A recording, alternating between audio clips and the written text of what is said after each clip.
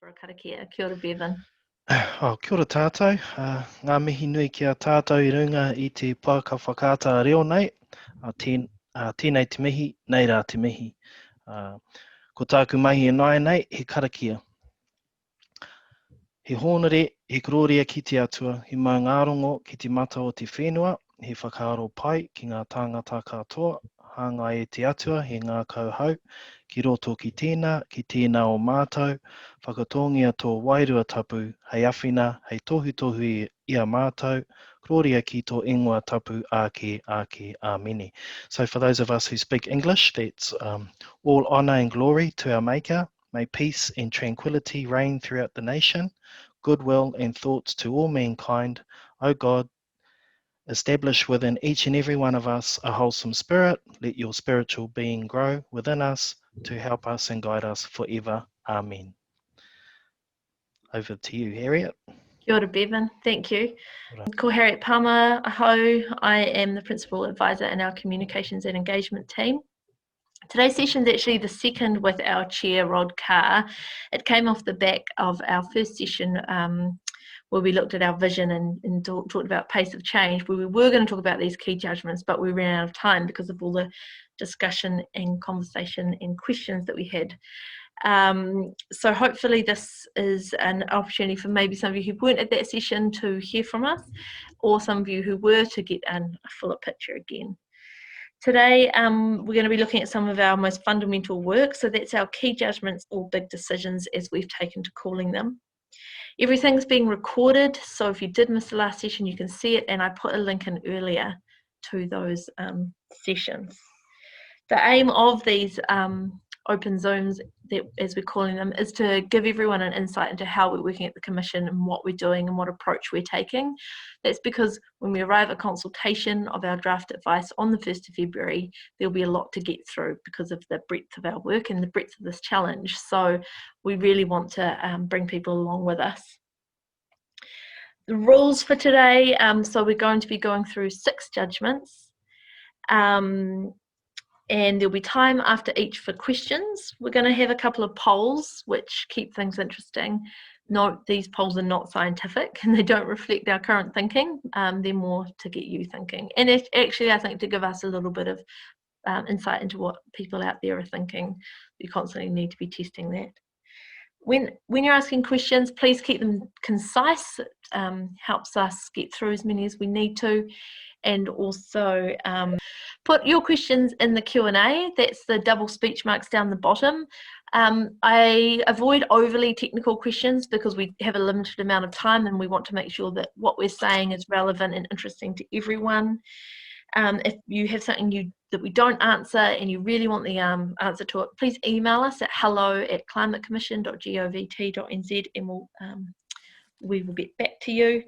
You can also use the chat to discuss things amongst yourself and tautoko anything saying or call anything out that you don't think is right, or it's just a comment, not a question, or if you want us to see something that you're interested in. Please keep using it as you come in to introduce yourselves and say who you are. Right, so with that, it looks like Rod's all settled and we'll get going.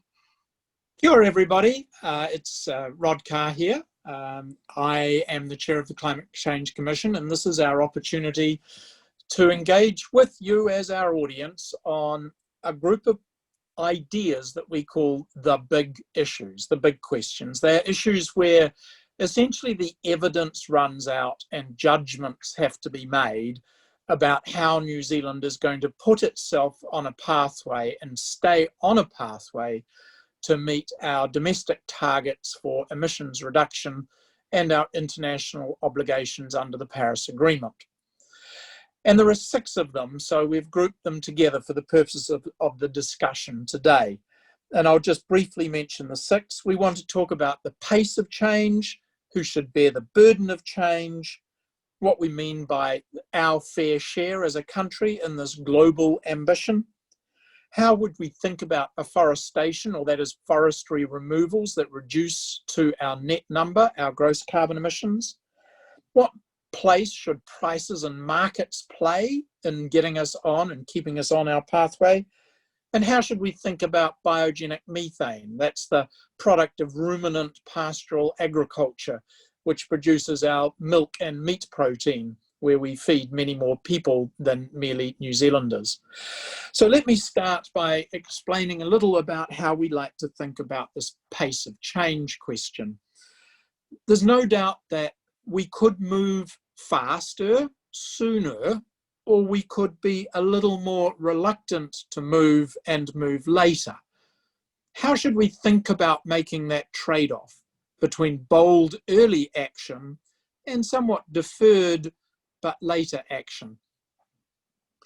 The challenge is that if we try and do too much too soon, we may alienate important stakeholders, we may inflict costs and losses that may be avoidable, and we may have some regret that we have taken harder choices when new technologies emerge later. On the other hand, if we delay and have to move faster later to catch up, we may regret that we haven't made earlier, bolder action to reduce our gross emissions. That the consequences of the delay may be that New Zealand is less likely to be able to access some of the markets that are important for us. We may have less vocal our part to play in the change the world needs to make, for we may lack some of the moral credibility to argue that others should do more. So the challenge for the Commission in setting our pathways is to trade off the risks of early or late action, and particularly to keep on board all of the stakeholders and communities who may be affected by our decarbonisation of the way we live, where we work, and how we spend our leisure time. So pace matters. We saw reforms in other times in our history which may have been delayed too long. For example, adjusting to a higher oil price, adjusting to Britain joining the European Union, and recognising the transformation that by being deferred was then so abrupt in the 1980s. Or indeed the case could be made that the abruptness of that change of policy in the 1980s alienated stakeholders and meant that we were unable to make the progress and social inclusion that would have kept New Zealand on a better path than it is currently on. Those are, as we say, matters of judgment rather than pure evidence. The second of our topics is a challenging question of burden sharing. There is no doubt that there will be costs and losses of the early exit of some fossil fuel-based technologies, whether that's a coal-fired boiler, whether that's that high-emitting imported internal combustion engine car in your driveway. Who should bear those costs? How should they be compensated, if at all? Should they be compensated by those who continue to make emissions? Should they be compensated more by those who are relatively wealthy? Should the burden more appropriately borne by those who made the biggest past contribution? So, how fast should we go, and who should pay? These are important questions, and the Climate Change Commission is interested in New Zealanders' views about those because they will inform the emissions reduction plan. They will inform how we go about advising government on the policy actions it requires.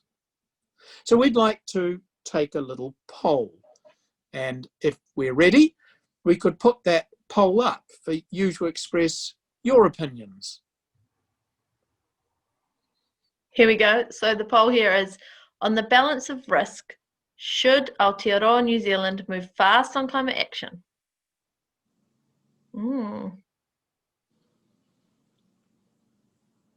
Can see that happening in real time. It's amazing. Remember, fast action is not free action, but equally delay may have a higher risk of regret. Okay, while you keep answering the poll, which will be up there for a moment or two, let me move to introduce the next two concepts which go to this question of big issues or judgments. Rod, I might, Yep. sorry, I've just got a question here that I might just jump in over top of you so that we All can right. answer it, if that's all right. Absolutely. Let's do Q&A. Yep. Let's do Q&A.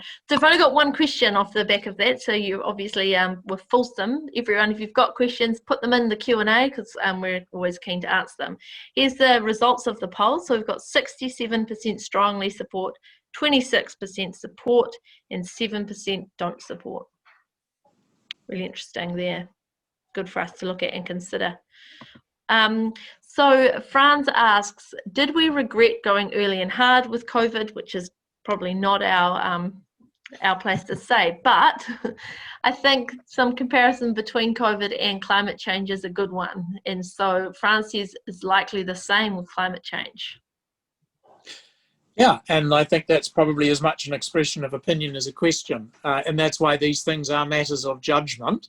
And of course, with the benefit of hindsight, we are able to judge whether going hard and going fast has delivered the benefits that we expected. The challenge with climate change and most public policy choices is you have to make them in advance of knowing. And there are examples where going too hard, going too fast may have caused social dislocation that might have been reduced or avoided if we had taken a more measured pace. I did chair the New Zealand's task force on the funding of provision of healthcare in the early 1990s. And we proposed, and the government of the day took on, some pretty radical reforms of the way healthcare was funded and provided in New Zealand. I would assert, with the benefit of hindsight, our recommendations were for action which was too bold, that was too far ahead of where the stakeholders and general consensus were, and consequently a number of those reforms failed to be given effect to, and some of the ones that were given effect to failed to be sustained. One of those recommendations was that we should have had a public health commission, independently funded and responsible for public health. That failed to happen. Got another question here, which I think gives another angle on it, which actually says, Gray, we've been looking at climate change for several decades. How much can we learn from our response over this period? I think the consensus now would be we've done too little and we've left it quite late. So you're right to raise the question of what have we learnt from our progress to date. My assertion as a relative newcomer to climate science, climate policy and climate action is this would have been a lot easier if we had started 30 years ago. Got it. Thanks for that, Rod. Jeannie, I see that you've raised your hand. It would be great if you could put what you're wanting to know in the chat or in the Q&A because it's quite hard to navigate that right now. And I'll now pass over to Rod for the next two big decisions, and we're going to have another poll after them too. Cool, right. So the next two are what we call the fair share and the question of afforestation. So the first observation is that under the Paris Agreement, inevitably each nation is required to make its nationally determined contribution known and to set that as its contribution towards keeping the world on a pathway to not more than 2 and preferably closer to 1.5 degrees of warming from pre-industrial levels. The question is, what is New Zealand's fair share of a contribution? Some would say that those countries that emitted early and benefited most should make a bigger than average contribution to reducing emissions more sharply sooner. So from New Zealand's point of view, the Parliamentary Commissioner for the Environment, Simon Upton, has estimated that New Zealand contributed about 3 billion metric tonnes of carbon dioxide equivalents through our burning and clearing of forests to make for pastoral agriculture, from which New Zealand has benefited over the last century. that puts the estimate of New Zealand's contribution to greenhouse gases at somewhere between 0.2 and 0.3% of all that has been emitted since the beginning of the industrial era. And that would be somewhat shy of twice our current contribution to greenhouse gas emissions. So clearly we've contributed more in the past than we do today as our share. Should that affect, and to what extent should that affect, what we should now do? Secondly, there is the argument that the wealthier countries, those countries with higher accumulated capital and those countries with higher current incomes, should do more than the average because, well, they clearly have the means to do more than the average. New Zealand is among the wealthier countries in the world with some of the higher incomes on average. So should we be playing more than an average part in putting the world on a sustainable path? The third argument for fair sharing is those countries that have technologies available to them should choose to deploy those technologies for the benefit of all humanity. Those countries with technologies available should use them more than those countries which may not have access to those technologies. What are some of those technologies? Well, they are flowing rivers and lakes from which hydropower could be generated. For the world, it includes nuclear power. It includes genetic engineering of seeds to reduce the biogenic methane emitted from ruminant pastoral agriculture. It might include other technologies, such as wind farms and solar arrays to generate renewable electricity to electrify ground transportation and therefore decarbonise transport. So New Zealand has, as a sovereign nation, made a number of choices. We've essentially withdrawn the social licence to dam more bodies of water and flowing rivers. We've chosen not to have nuclear power. We currently choose not to use genetic engineering, let alone to specifically target it for the reduction of biogenic methane. We have restricted in some cases, because of its environmental impact, the fluctuation of our lake levels. Most of the world would say that these are all choices any sovereign nation has a right to make. But the world would also point out that you don't get the right to choose not to reduce your emissions. You only get to choose how to do it. So in terms of New Zealand's fair share, the question is not only how big is our fair share, but do we understand the consequences of meeting our obligations to make that contribution? Some of it we may meet by offshore mitigation. This is the process whereby we choose to pay someone else who does additional reductions above and beyond their nationally determined contribution in order to make the world a more sustainable and safer place.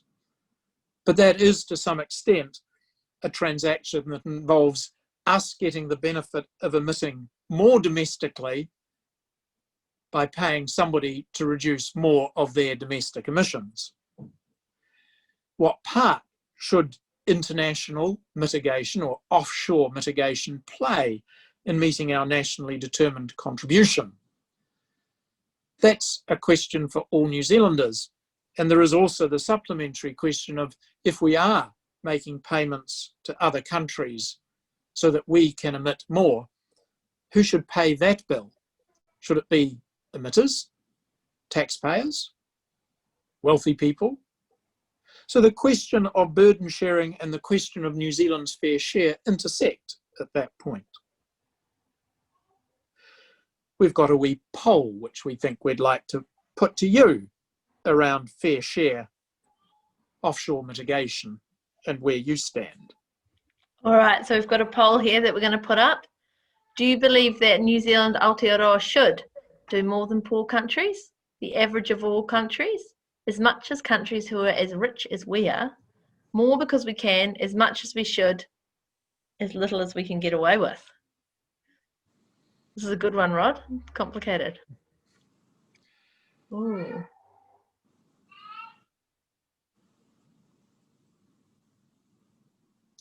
I hear the tamariki in the background calling for you to make a wise choice. School holidays. Okay. So it looks like more because we can and as much as we should do more than poor countries. This is an interesting scale, Rod. What made you come up with this one? Well, I think it's subjective. The whole question of what is fair is something New Zealanders sort of know we care about. We have an innate sense of what is fair. International observers have said New Zealand is one of the countries in the world where fairness is used as a social policy guide. But what do we mean by fair? All right, so the poll results. So we've got an even winners here.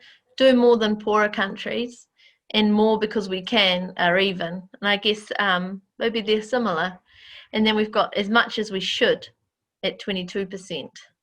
And then as much as countries who are as rich as we are comes in after that 18%. And Very then good. the average, yeah. So we've got an ambitious group here today. Cool. Good. Good. Now, well, that's important because ambition comes with some consequences, yeah, including indeed. a safer planet. Do you, I note before that we missed burden sharing domestic impacts. So do you want to cover that off now or go No, into... we did pick up the burden sharing. That was that conversation we had about the burdens and whether they were going to fall on different parts of our community and society. I think we touched on that. Yeah, I had thought that too. Okay. Yeah. So should we move now on to afforestation? And thanks everyone. Put your questions in after this one. We will answer. Yeah. What we didn't have was a poll for burden sharing. That's We didn't true. have a poll. Yeah. So let's pop into afforestation. Now, afforestation is one way in which carbon dioxide is removed from the atmosphere. Plant a tree, photosynthesis will occur in sunlight, carbon dioxide will be sequestered or removed from the atmosphere by the tree. Pinus radiata is a very prodigious grower. Some call it a tree weed. It's quite good at sucking carbon dioxide out of the air. It does matter what happens to that tree, but effectively in the carbon cycle, under international ways of accounting for this, you get essentially a credit for trees as they grow, and you get a debit for trees when you chop them down. So from New Zealand's point of view, in 1990, our gross emissions were about 68 million tonnes of carbon dioxide equivalent, and our forestry growing sequestered 34 million tonnes that year, leaving us with a relatively low historical net emissions of 34 million tonnes in 1990. Now, rough orders of magnitude say that we are currently, our gross emissions are more like 78 million tonnes. So that's up from 68 to 78, 10 million tonnes more gross emissions in carbon dioxide equivalents than 30 years ago. And our forestry removals are not 34 million tonnes a year, but in the order of 10 million tonnes a year. So our net emissions are about 68 million tonnes of carbon dioxide equivalent. In other words, not that distantly different from our gross emissions in 1990. So carbon accounting is a funny old thing, because one way we've been allowed to, and the world has acquiesced to us accounting for our emissions, is to compare our gross emissions in 1990 with our net emissions today. Go figure. The consequence of that is that if you compare gross with gross emissions, New Zealand's emissions are dramatically up.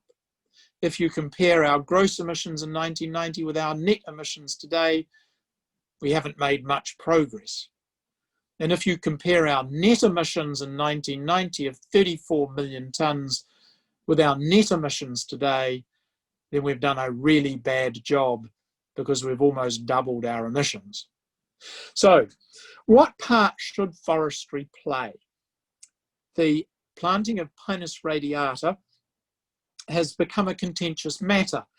because often the land which is being planted now is economically transferred from being land used for sheep and beef grazing and meat production into land used for carbon sequestration. There are further questions about how robust a Pinus radiata forest will be for sequestration as it ages indefinitely. It may be increasingly subject to disease, fire, storm damage, and ultimately may itself begin to die and decay. Some argue that if you allow native bush to spontaneously grow under the canopy of a Pinus radiata forest, over time it will revert to natives. Time here may be 100 to 300 years. And it may be maybe because unless there is some forest management, pests will eat out the newly generating natives on the forest floor. New Zealand's forest footprint cannot expand indefinitely. We will ultimately plant ourselves into the ocean.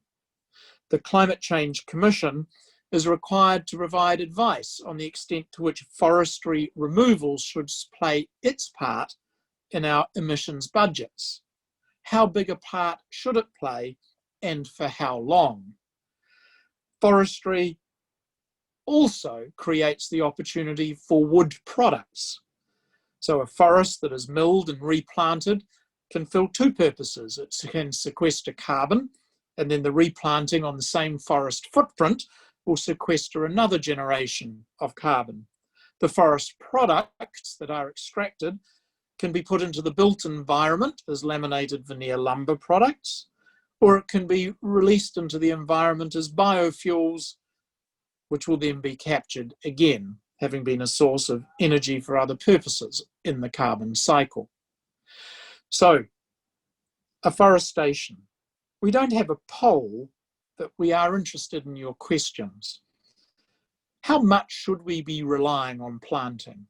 There is general public support for the re-establishment of native plantations and the regeneration of native forests. Native forests do sequester carbon and can be additional to our existing forest sinks. But native trees grow more slowly, sequester carbon over a longer period of time, even if they appear to be somewhat less risky and somewhat more permanent. Interested in any questions? Thanks, Rod. We've got a few questions come in. I'm going to answer this question that Peter's put into the chat. Usually we find it quite hard to see these, but the chat's not so active today, so this is useful. Does the Commission scope for looking into sequestration beyond land-based sequestration? I've heard Dr. Carr talk several times about forestry only with respect to sequestration. New Zealand has a huge ocean-based EEZ with significant potential to be part of the sequestration solution. Is there consideration of this within our work? So, ocean sequestration and also carbon capture and storage, whether it's at the point of combustion or what's called air capture, are technologies and research that needs to be undertaken. Let's specifically address oceans. The carbon cycle as it affects oceans needs significant additional research that the world should indeed undertake, and New Zealand needs to be a part of that research. It is not sufficiently well developed that the international community is prepared to make estimates of the amount of ocean emission and ocean sequestration, let alone establish a baseline against which additionality could be measured. So the question about oceans is important, but our ability to include ocean sequestration, gross or net, in emissions budgets, which we are currently advising on, which go out to 2035, or our pathway to net zero, which goes out to 2030, is simply not available today. And that is not to dismiss it as a potential, but we do know that the oceans both emit greenhouse gases. As they warm, some of the methane captured in the ocean floor may become emitted, and oceans can sequester carbon dioxide in their surface through some of the biological life in the surface regions of the ocean. But that whole area needs substantially greater research if we are to establish the additionality from human intervention. So good question, but we're not able to bank on it at this point. Let me also talk to the others. The carbon capture and sequestration at the point of combustion is a technology which is evolving. It would appear to be expensive and technologically challenging, other than very, very close to large sources of emission. The most likely place in New Zealand currently that you might see the economics and the technology come together would be in Taranaki, where we have obviously identified and known underground capture vessels, call them domes, in the geological formation, into which carbon dioxide might, and it's only might, be captured permanently on re-injection. It is pretty clear, however, that if you extract gas, burn it, create electricity, capture the carbon dioxide emissions and re-inject them into the field, the cost of that energy is going to be higher, by how much we don't know, than the current technologies of burning gas to create electricity alone. The fossil fuels industry, in my view, has a massive incentive to figure out how to do carbon capture and storage at the point of combustion. When we come to air capture, which is, can't we just build factories that suck in billions of cubic meters of air and strip out the 400 parts per million of carbon dioxide?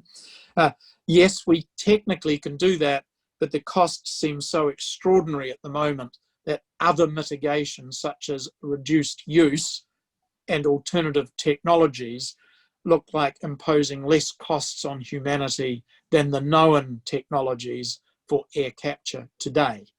We would keep a watching brief on how the technology and the economics of that technology change over time.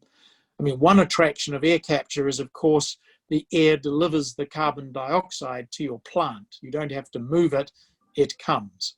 The challenge is you've got to handle an awful lot of air to take out the little bits of carbon dioxide that make the difference. Oh, thank you. Good question, Peter. Nice answer. Thank you, Rod.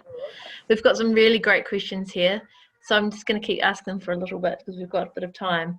So here's one from Lyndon, who says, given the apparent rorting of offshore credits previously, is a similar approach appropriate going forward? Yes, and you're right. The last time under the Kyoto Protocol that the world tried to create internationally tradable emission rights and obligations, the market failed would be a technical description. Rorting would be a more passionate explanation. New Zealand is completely aware of the risks of that. There is no currently viable and established, credible, auditable offshore mitigation market. Recently, Switzerland did a bilateral agreement with Peru, and I think they've done another agreement recently where they have satisfied themselves that the payment of funds by Switzerland will lead to additionality, and that means additional to the nationally determined contribution of the nation state which has signed up. New Zealand would want robust, auditable, credible sources of offshore mitigation. And that is a challenge for us. If we cannot meet our nationally determined contribution from domestic action alone, we will need by the end of the decade to satisfy ourselves about how to meet our nationally determined contribution through offshore mitigation that is credible, audible, and additional. Thank you. Thank you, Rod. We've got a question here from Rachel Nath, who asks, is anyone talking about carbon leakage? How much more New Zealand dollars could do on a global carbon reduction scale if we put the money into third world carbon reduction strategies? So there's two things. One is carbon leakage, which is generally applied to, well, if we close our emitting one of whatever it is, it might be an aluminium smelter, a steel mill, an oil refinery, and all that happens is somebody with an even worse emitting plant pops up to fill the gap, then the world is no better off And in fact, we've made a negative contribution to global emissions. So that's what's thought of as leakage or cross-border adjustments that might be needed to think about that.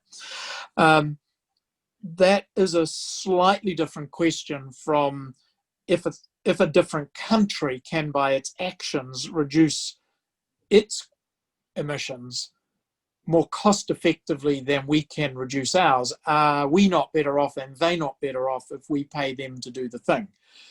That's what we were talking about when we were talking about offshore mitigation or international mitigation. And yes, at a global welfare basis, if you were confident that that thing was true, that you were paying somebody to genuinely reduce their emissions at a cost that was lesser than the cost that you would incur, then that is a vision of a welfare optimizing world. It's not a world we have yet been able to create, however. So if we now come back to the leakage question, leakage is a very challenging matter to actually identify. So let's take one of the current arguments, which is that if we stop making aluminium in New Zealand, the aluminium that is not made here will be made in China in a coal-fired aluminium smelter, so that doesn't help the world.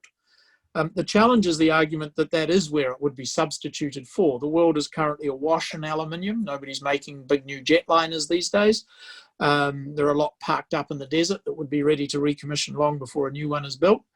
So the world price of aluminium has declined. The world has excess supply of aluminium, and besides which Rio Tinto, that owns the mill that is potentially being closed down, has other aluminium manufacturing facilities, and it's unlikely to hand its order book over to China when it can supply that aluminium from low-emitting plants in Canada and Iceland. So again, you have to be careful about the theoretical argument as distinct to the actual reality of what's likely to happen. Similarly, it turns out there is a glut of oil refining capability in the world, and so it is not clearly the case that if New Zealand stops refining oil, the world will refine that oil somewhere else. It may well be that there is excess capacity and we will shut ours and no one will fill in the gap. But that it's dependent on state of market, state of demand, state of technology, and all of that will determine where the emissions go. Given that all the G7 and over 188 countries have signed up to reduce their emissions, and the G7 have headed towards net zero emissions targets, there is a reducing likelihood that leakage is going to be the dominant outcome of each individual country addressing its emissions profile. Nice. Thank you, Rod. We've got some really excellent questions, everyone. Thank you so much. I'm actually going to pass to Rod to do the last two big decisions, and we've got 20 minutes left, so we'll be able to do those for 10 minutes. We've got a really good poll on biogenic methane, and then we will finish off answering as many of your questions as we can. Some of them, particularly around forestry, I think we've talked about a fair amount, and please keep an eye out for our advice because that is something that we look at. Okay, so Rod, over to you. So let's talk about markets and prices. There are some who would argue if we could just simply put the right price on our greenhouse gas emissions, that then industries and consumers would essentially pay the true cost of those emissions, which in economics are called the externalities of a price. The challenge is, of course, we don't have a complete market, that our emissions trading scheme covers only about half of our emissions because agriculture is not included. And then for reasons of trade, so that our onshore emitters who are emissions intensive but exposed to international competition, we then have proceeded to give them what we call industrial allocations or free allocations of NZUs or New Zealand units under the emissions trading scheme. So as a consequence, we have an incomplete, rather immature and relatively unregulated market for emissions. However, we do have a price Currently, that price is about 37 New Zealand dollars per tonne of CO2 equivalent emission. And we do have those who need to buy units to offset their emissions in order to continue their social licence to operate in New Zealand. So price is already beginning to play a part.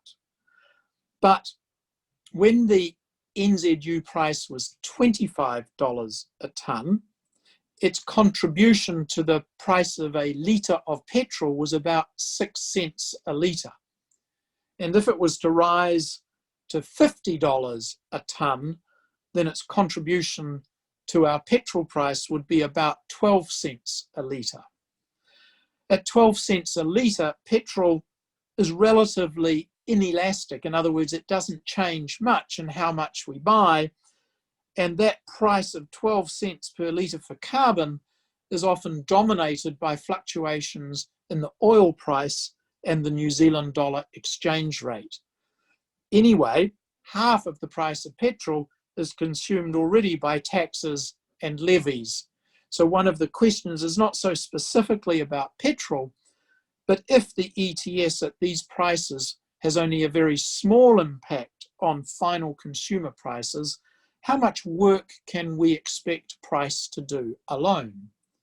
If the ETS price was dramatically higher, then the impact on certain households who had limited choices about how to reduce their use of high-emitting products and services would be quite significant. Let's stick with petrol for a little while. It may be that in some more remote communities, or those who have to travel longer distances, or for those where public transport is simply not an option, essentially the emissions price acts like a tax and it doesn't change behaviour.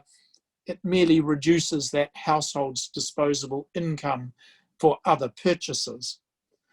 So I think the challenge for all of us is that while we like freedom of choice and we feel that prices should include all costs so that we as consumers are making our preferences known, there are limits to how much work the market price of emissions can do in signalling and changing behaviour.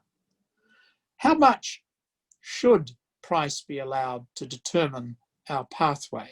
How much should we rely on a fluctuating or higher emissions price to disincentivise those who undertake high emitting activities, knowing that in some cases there is no choice? Let's have our poll. All right, so our next poll is, how much should New Zealand rely on a price on emissions to reduce our level of emissions? A little, some, a lot, not at all. So we'll watch that. Oh, it's very even now. Some's coming, some's winning. Interesting.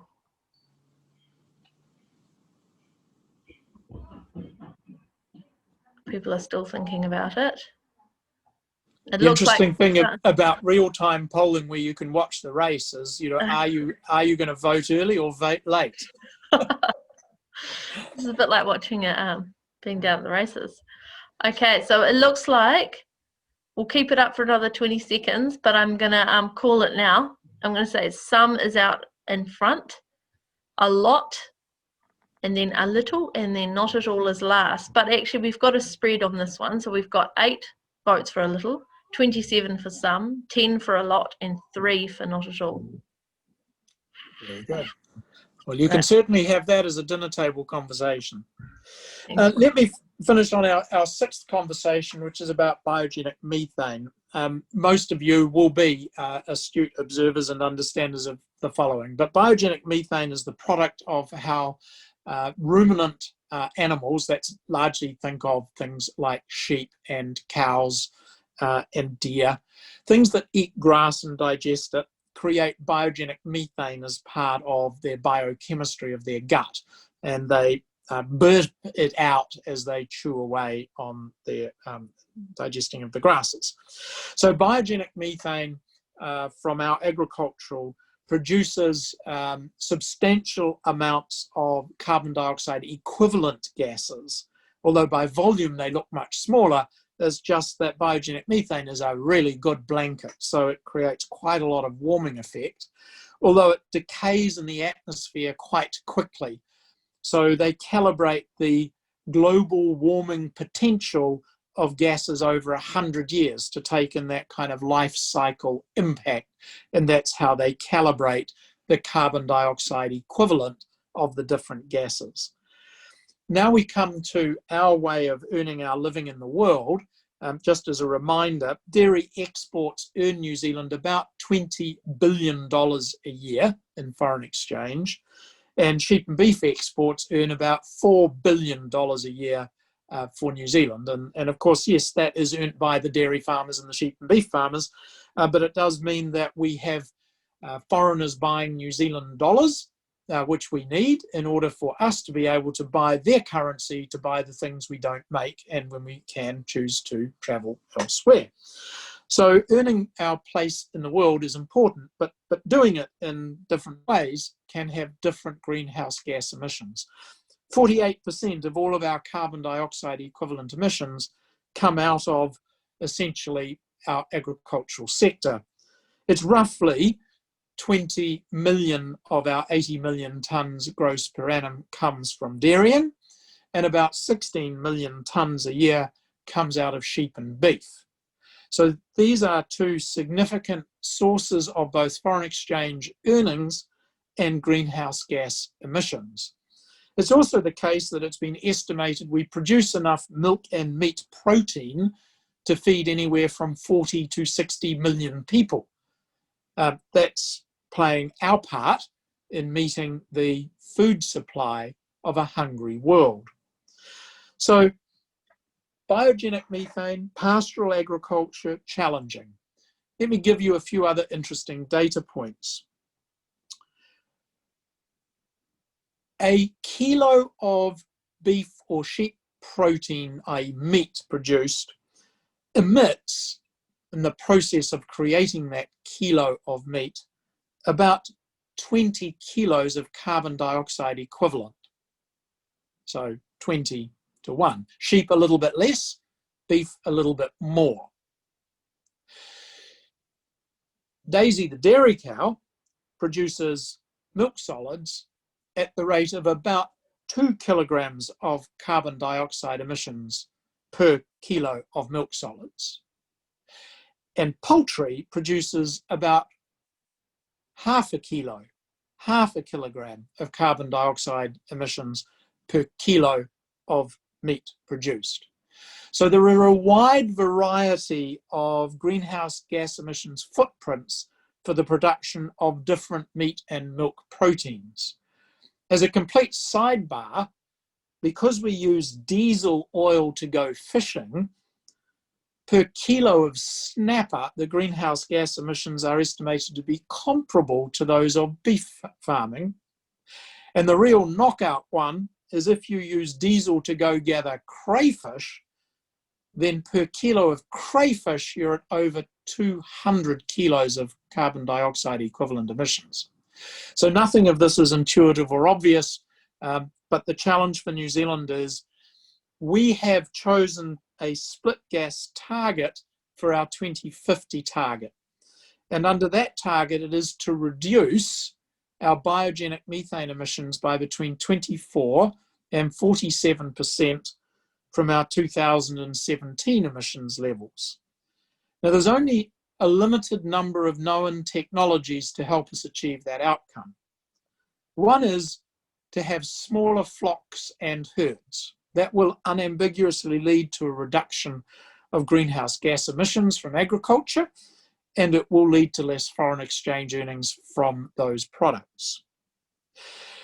We could breed sheep for a trait that has been identified after 15 years of research, a trait which essentially has picked animals that are more efficient in producing lambs and meat with the potential for less greenhouse gas emissions.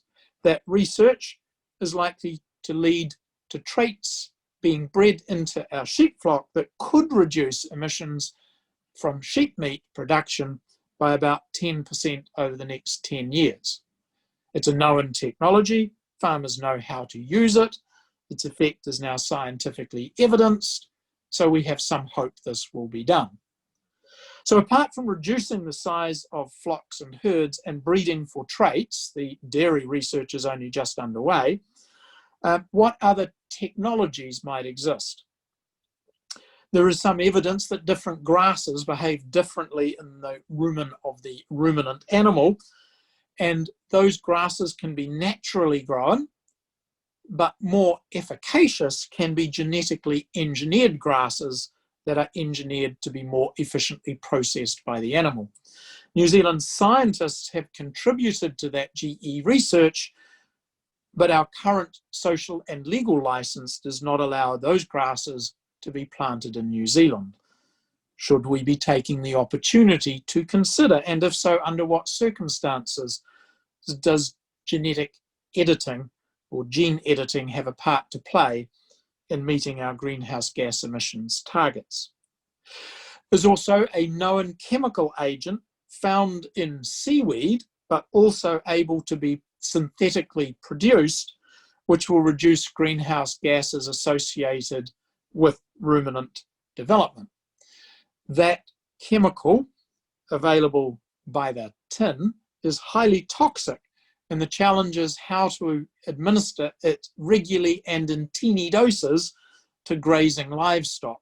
Livestock fed daily in a barn can have it controlled in a way that our grazing animals don't. And finally, there is a wonder whether, like COVID, there is not a vaccine around the corner that could be injected annually that might change the biochemistry of the gut and therefore enable a reduction in greenhouse gases with no loss of production. So all of those factors, what do we know, what might we find out, how do we pay our way in the world, who should pay if greenhouse gases are a byproduct of our meat and milk production, become questions that are important and judgments which will inform our pathway to the future. Happy to run a little poll and take your questions. All right, so we're going to put the poll up now. We've only got a few minutes left. So while the poll is on, I'm going to ask Rod a couple of questions. So this poll is, sorry, oh, I've minimized it. You'll see the poll in front of you. I was trying to get the questions. So everyone answer the poll and, here we go. Who should pay for our biogenic methane emissions? Agricultural business that produce them, consumers of agricultural products created by processors with those emissions, all emitters, or the New Zealand taxpayer. I'm going to ask some relevant questions to this, Rod. See if you can answer them really quickly before we wrap up. Once you've finished, we'll chuck over to Bevan for a karakia. This will be recorded, and everyone please log on to our website on the 1st of February so that you can take part in our consultation. It's really important to us. All right, so from Lyndon, why do smaller herds necessarily lead to reduced income? Couldn't value adding, like via organic or regenerative approaches, lead to more income for less product? Really good question, rather complicated. So the first thing is there is evidence that even when you reduce the herd, you may be able to be as productive, but you increase the intensity of the greenhouse gas emissions if all other things are held constant.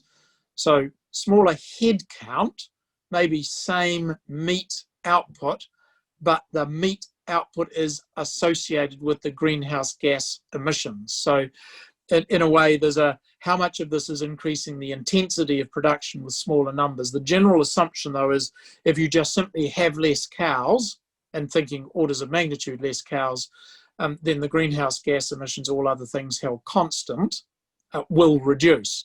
But you're right, your meat and milk production is more correlated with the greenhouse gas emissions than the number of animals you have. The regenerative agricultural conversation is important. It goes to the emissions from particularly fertilizers applied to the land and other environmental consequences of the use of the land.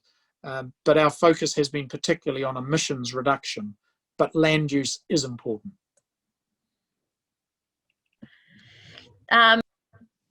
Sorry, I think we're going to finish up there. We've only got a couple of minutes.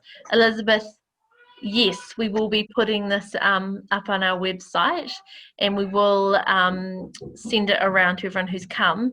Again, send us an email to hello@climatecommission.govt.nz to receive our newsletter, which will tell you about everything that's happening. We can't add you automatically because of privacy rules. So I'm going to pass to Bevan to karakia us, and thank you so much, Rod, for your insightful comments as always, and thank you so much everyone for your excellent questions. Okay, over to you, Bevan. Tēnā koutou mua koutou awhina, I tuku mai, hei tautoko I tā tātou hui, me te kaupapa nei.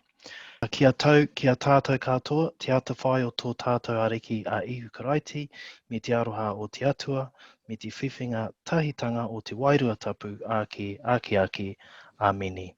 Ameni. Ngā mihi nui kia koe a Rod I te rangatira o te hui nei. Yeah. Kia ora. Kia ora. Kia ora, Rod. Okay, ka kite everybody.